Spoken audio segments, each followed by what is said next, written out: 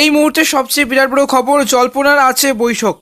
অভিষেককে নিয়েই মোদির কাছে মমতা, এবং অভিষেককে নিয়েই দিল্লি যাচ্ছেন মমতা। এই মুহূর্তে সবচেয়ে ডিএ নিয়ে বিরাট বড় খবর, নরেন্দ্র মোদীর সঙ্গে বৈঠক করতেও অভিষেককে নিয়ে যাবেন মুখ্যমন্ত্রী মমতা বন্দ্যোপাধ্যায়, এবং প্রধানমন্ত্রীর সঙ্গে এই বৈঠকে নির্ধারিত হয়েছে 20 ডিসেম্বর।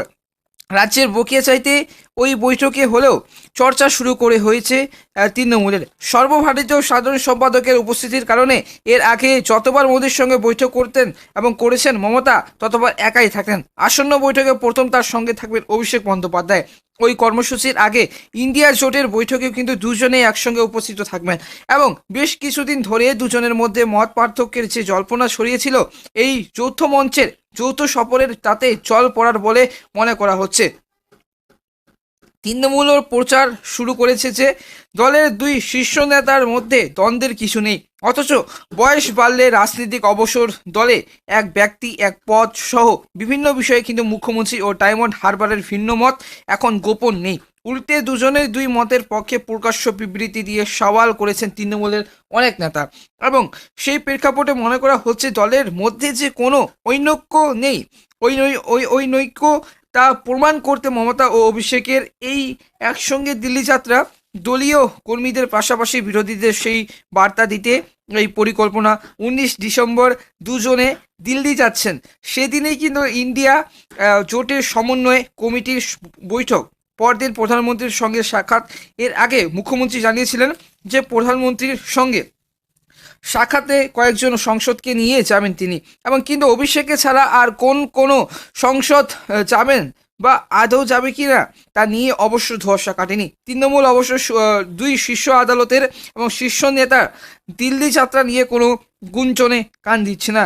দলের রাজ্য শাখার সহ সভাপতি জয়প্রকাশ মজুমদারের যুক্তি যে মমতা বন্দ্যোপাধ্যায় দলের মুখ, এবং অভিষেক বন্দ্যোপাধ্যায়ের নেতৃত্বে কেন্দ্রীয় বঞ্চনার প্রতিবাদে আন্দোলন হয়েছে, এবং তাই তিনি এই সফরে থাকায় অস্বাভাবিক কিছু নেই। তাছাড়া অভিষেক বন্দ্যোপাধ্যায় গুরুত্বপূর্ণ সাংসদও বটে, কিন্তু সিপিএম কিন্তু সেই পুরনো সেটিংয়ের কাহিনী ফাঁদছে মোদির সঙ্গে মমতা ও অভিষেকের বৈঠক কেন্দ্র করে।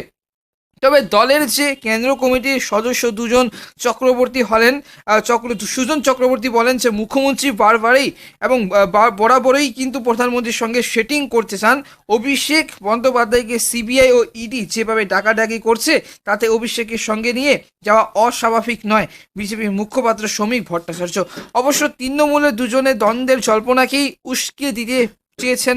তার বক্তব্য, প্রধানমন্ত্রীর সঙ্গে মুখ্যমন্ত্রীর সাক্ষাৎ অস্বাভাবিক কিছু নয়, যুক্তরাষ্ট্রীয় কাঠামোয় কিন্তু এটা স্বাভাবিক, কিন্তু সেখানে অভিষেক বন্দ্যোপাধ্যায়ের কি প্রয়োজন সেটা বোধগম্য হচ্ছে না। তাহলে কি মমতা বন্দ্যোপাধ্যায়ের হাতে দলের পূর্ণরাশ থাকছে না?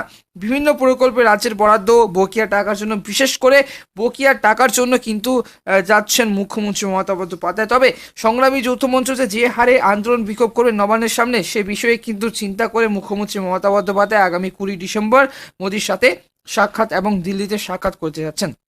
তবে বিভিন্ন প্রকল্পে রাজ্যের বকেয়া বরাদ্দ আটকে রাখার অভিযোগে কেন্দ্র সরকারের বিরুদ্ধে, বিভিন্ন প্রকল্পে রাজ্যের বরাদ্দ আটকে রাখার অভিযোগে কেন্দ্র সরকারের বিরুদ্ধে দিল্লিতে গত অক্টোবরে অভিষেক বন্দ্যোপাধ্যায় নেতৃত্বে দিল্লিতে আন্দোলন করছিল তৃণমূল, এবং পরে টানা 5 দিনের রাজভবনের গেটে ধর্নায় বসেছিলেন অভিষেক। পায়ে আঘাতের কারণে তখন মুখ্যমন্ত্রী বাড়িতে বিশ্রাম ছিলেন, এবং আন্দোলনের পুরোভাগে থেকে অভিষেক ঘোষণা করেছিলেন উৎসবের মৌসুম শেষ হলে নভেম্বর ফের আন্দোলন হবে, এবং কিন্তু তা না হওয়ার প্রচার চলে, এবং যে আন্দোলনে রাশ টেনে ধরেছেন তৃণমূল নেত্রী। তবে জল্পনা আরও উস্কে উঠে। তবে 23 নভেম্বর নেতাজি ইনডোর স্টেডিয়ামে দলের অধিবেশনে কয়েক সেকেন্ড ভার্চুয়ালি উপস্থিত থাকলেও অভিষেক কিন্তু ভাষণ না দেওয়ার তারপর সামনে আসে দলের নেতাদের অবসর নিয়ে তৃণমূল মুখপাত্র কুণাল ঘোষ, সাংসদ কল্যাণ বন্দ্যোপাধ্যায় ও সৌগত রায় এবং কলকাতার মেয়র ফিরহাদ হাকিমের পরস্পর বিরোধী মন্তব্য। এরপর চলতি মাসের পারিবারিক অনুষ্ঠান উপলক্ষে একই সময়ে পাহাড়ে ছিলেন মমতা ও অভিষেক, কিন্তু মুখ্যমন্ত্রীর রাজনৈতিক বা সরকারি কর্মসূচিতে অভিষেক ছিলেন না, এবং এ বিষয়ে এসব নিয়ে জল্পনার অবসান ঘটাতে অভিষেককে নিয়ে প্রধানমন্ত্রীর সঙ্গে মুখ্যমন্ত্রীর সাক্ষাৎ করতে যাবেন বলে আলোচনা শুরু করেছে। তবে এদিকে সংগ্রামী যৌথ মঞ্চ ডিএ নিয়ে কিন্তু আগামী রবিবার এবং গত রবিবারে সেই সংগ্রামী যৌথ মঞ্চ এবং আহ্বায়ক ভাস্কর ঘোষ কিন্তু বলেন যে ডিএনএ আন্দোলন করছেন, নবান্নের সামনে অবস্থান বিক্ষোভ করছেন তারা নবান্নের সামনে। তবে এই ছিল আজকের ভিডিওটি যদি ভালো লেগে থাকে অবশ্যই ভিডিওকে লাইক করবে, চ্যানেলটিকে অবশ্যই সাবস্ক্রাইব করে পাশের বেল আইকনটা অবশ্যই ক্লিক করে রাখবে। তবে দেখা হচ্ছে কোনো লেটেস্ট ভিডিও নিয়ে। ধন্যবাদ।